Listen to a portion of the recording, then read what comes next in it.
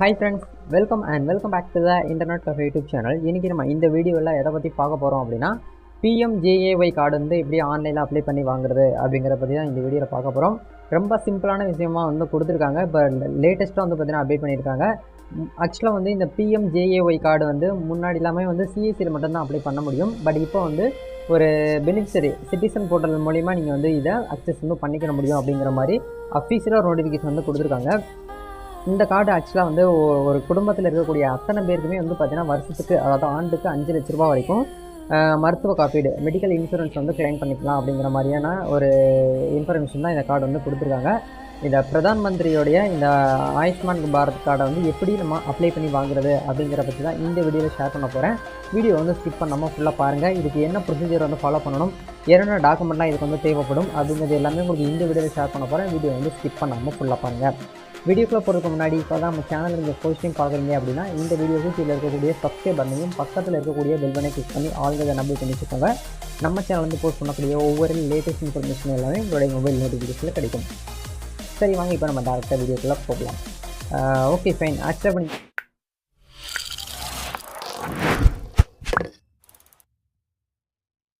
ஸ்க்ரீனில் பார்த்துட்டு இருக்கக்கூடிய இந்த ஒரு போஸ்ட் கண்டிப்பாக நீங்கள் பார்த்துருப்பீங்கன்னு நினைக்கிறேன்.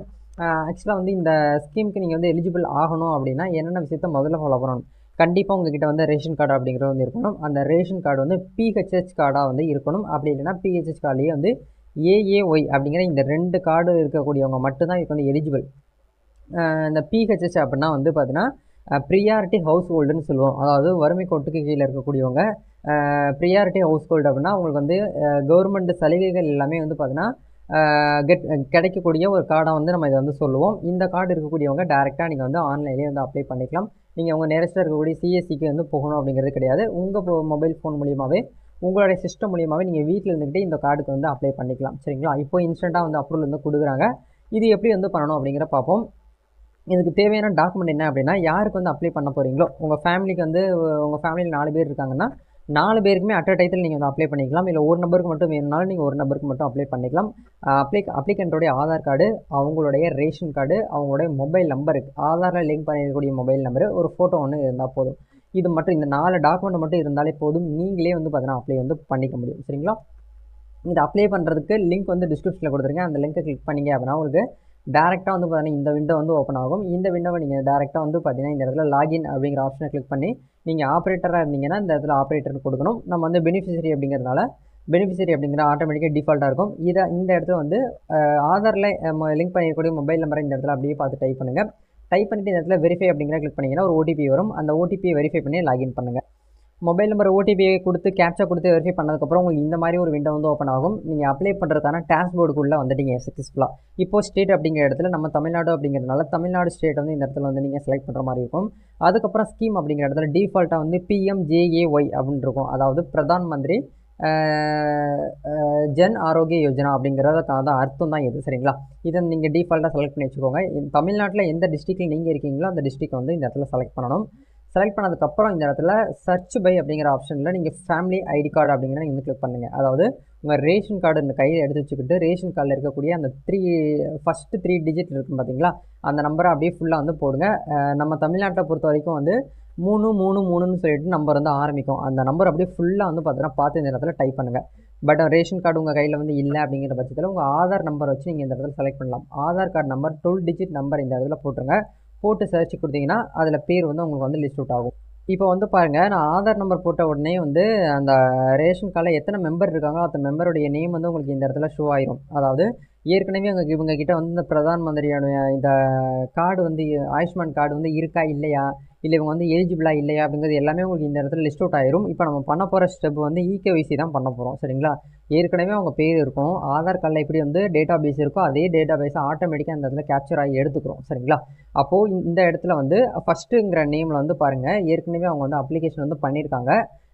இகேஒய்சி அப்படிங்கிறது வந்து இந்த இடத்துல வெரிஃபை இல்லை இருக்குது. பக்கத்தில் வந்து பார்த்தீங்கன்னா கார்டு ஸ்டேட்டஸ் அப்படிங்கிற இடத்துல பெண்டிங் சொல்லிட்டு இருக்குது. இந்த இடத்துல அப்ரூவல் ஆயிடுச்சு அப்படின்னா நீங்கள் வந்து கார்டை வந்து இன்ஸ்டண்ட்டாக வந்து பிடிஎஃபாக டவுன்லோட் பண்ணிக்கலாம். சரிங்களா? அதே மாதிரி கீழே 2வதாக ஒரு பீப்புள் இருக்காங்க பார்த்தீங்களா, இவங்களுக்கு இன்னும் வந்து கார்டு வந்து வாங்கலை. அப்போது அப்படிங்கிறதுனால நாட் ஜென்ரேட்டட் அப்படிங்கிற ஆப்ஷன் இருக்குது. இப்போ இவங்களுக்கு நீங்கள் வந்து அப்ளை பண்ணணும் அப்படின்னா இந்த இடத்துல ஆக்ஷன் அப்படிங்கிற ஆப்ஷன் வந்து கிளிக் பண்ணுங்கள். அதை கிளிக் பண்ண உடனே இகேஒய்சி வந்து பண்ண போகிறீங்களா அப்படின்னு சொல்லிட்டு கேட்கும். நீங்கள் இகேஒய்சி பண்ண போகிறீங்க அப்படின்னா இகேஒய்சி அப்படிங்கிற ஆப்ஷன் வந்து கிளிக் பண்ணுங்கள். இப்போது இந்த இடத்துல அவங்க ஆதாரில் லிங்க் பண்ணிக்கக்கூடிய மொபைல் நம்பருக்கு வந்து ஓடிபி கேட்கும். அந்த ஓடிபியை பார்த்து இந்த இடத்துல அப்படியே வந்து என்ட்ரு பண்ணுங்கள். ஓடிபியை நம்ம வெரிஃபை பண்ணி முடிச்சதுக்கப்புறம் இந்த மாதிரி ஒரு பாப்அப் விண்டோ வந்து ஓப்பன் ஆகும். இந்த இடத்துல வந்து கீழே பாருங்கள் இகேஒய்சி அப்படின்னு சொல்லிட்டு இருக்கும். கேஒய்சி அப்படின்னா வந்து நவ் யுவர் கஸ்டமர்னு சொல்லுவோம். இந்த இகேஒய்சி வந்து நம்ம ஆன்லைன் மூலியமாகவே பண்ணிக்கலாம்.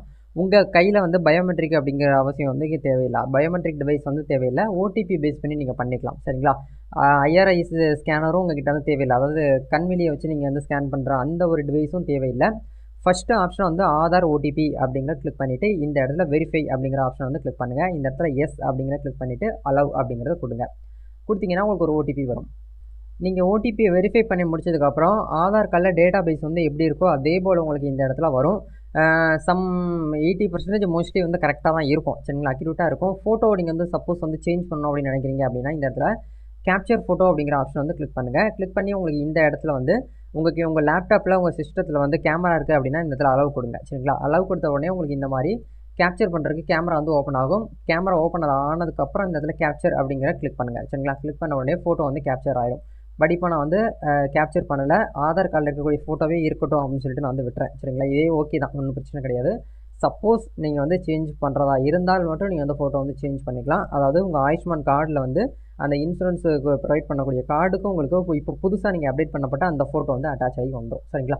இப்போ இது எல்லாமே கொடுத்து முடிச்சதுக்கப்புறம் அப்படியே கீழே ஸ்க்ரோல் பண்ணிட்டு வாங்க. அடிஷ்னல் இன்ஃபர்மேஷன் அப்படிங்கிற இடத்துல ஃபோன் நம்பர் வந்து நீங்கள் வந்து சேஞ்ச் பண்ணுறதுக்கு நினைக்கிறீங்களா அப்படின்னு சொல்லிட்டு கேட்குது. எஸ்னா எஸ்ன்னு கொடுங்க, இல்லைன்னா இந்த இடத்துல நோ அப்படின்னு சொல்லிட்டு கொடுங்க. சரிங்களா? இது எல்லாமே கொடுத்து முடிச்சதுக்கப்புறம் நீங்கள் வந்து பார்த்தீங்கன்னா உங்களுடைய பர்த் இயர் கேட்குறாங்க. நீங்கள் எந்த இயரில் வந்து பார்த்தீங்கன்னா டேட் ஆஃப் பர்த்தோ அந்த இயரை கரெக்டாக கொடுக்கணும். ஆதார் கார்டில் எந்த டேட் ஆஃப் பர்த் இருக்கோ அதே தான் இந்த இடத்துல கொடுக்கணும். நீங்கள் மிஸ் மேட்சாக கொடுத்துட்டீங்க அப்படின்னா உங்களுக்கு கார்டு அப்படிங்கிறது வராது. சரிங்களா?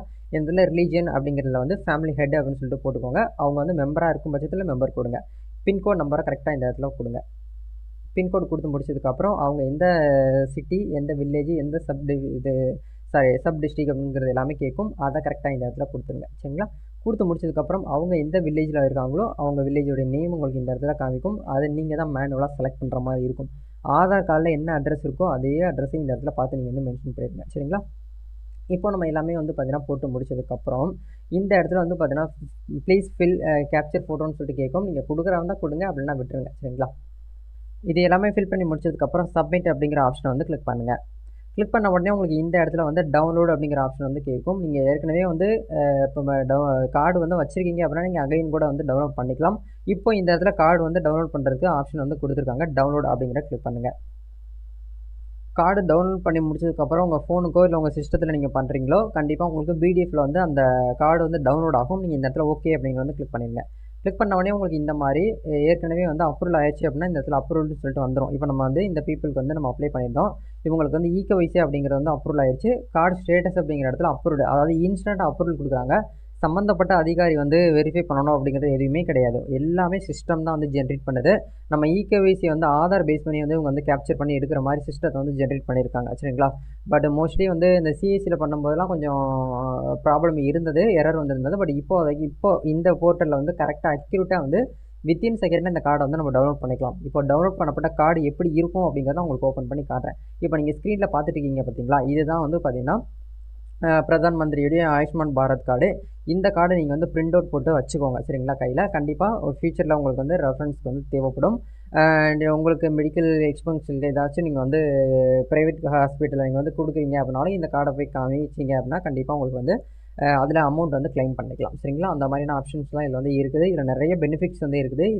இதில் இருக்கக்கூடிய முக்கியமான பெனிஃபிட்ஸ் என்னென்ன விஷயத்தெல்லாம் நம்ம வந்து ஃபாலோ பண்ணோம் அப்படிங்கிறத அந்த கார்டோடைய 2வது பேஜில், அதாவது பேக் சைடில் உங்களுக்கு இந்த இடத்துல பிரிண்ட் பண்ணியிருக்காங்க. அதை கவனமாக பார்த்து நீங்கள் வந்து கேப்சர் பண்ணி எடுத்துக்கோங்க. சரிங்களா? நம்ம நெக்ஸ்ட்டு அனதர் ஒரு வீடியோவில் மீட் பண்ணுவோம். இந்த வீடியோ உங்களுக்கு வந்து யூஸ்ஃபுல்லாக இருக்கும்னு நினைக்கிறேன்.